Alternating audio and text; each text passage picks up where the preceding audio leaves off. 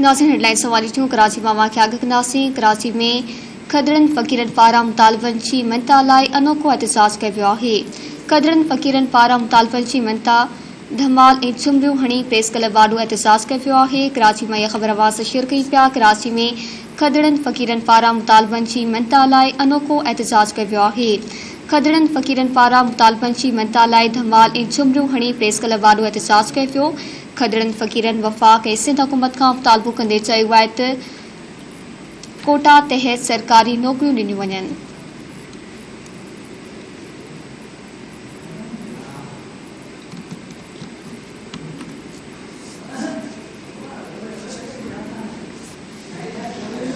कराची में इहा ख़बर आवाज़ सां शेयर कई विया। कराची में खदड़न फ़कीरन पारां मुतालबन जी मनता लाइ अनोखो एहतजाज कयो वियो आहे।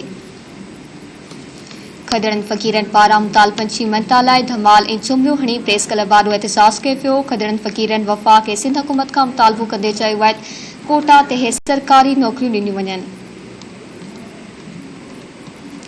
कराची में इहा ख़बर आवाज़ शेयर कई पिया। कराची में खदड़न फ़कीरन पारां मुतालबन जी मनता लाइ अनोखो एहतजाज कयो वियो आहे। खदड़न फ़कीरन पारां मुतालबन जी मनता लाइ धमाल ऐं झुमरियूं हणी प्रेस क्लब वाॾो एहतजाज कयो वियो। खदड़न फ़कीरन वफ़ाक़ी ऐं सिंध हुकूमत खां मुतालबो कंदे चयो आहे त कोटा तहत सरकारी नौकरियूं ॾिनियूं वञनि।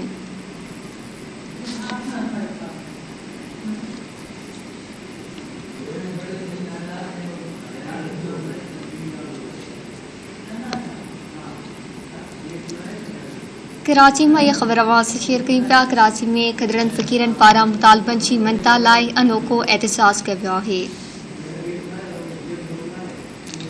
खदड़न फ़कीरन पारां मुतालबन जी मनता लाइ धमाल ऐं झुमरियूं हणी प्रेस क्लब वाॾो एहतजाज कयो वियो। खदड़न फ़कीरन वफ़ाक़ ऐं सिंध हुकूमत खां मुतालबो कंदे चयो आहे कोटा तहत सरकारी नौकरियूं ॾिनियूं वञनि।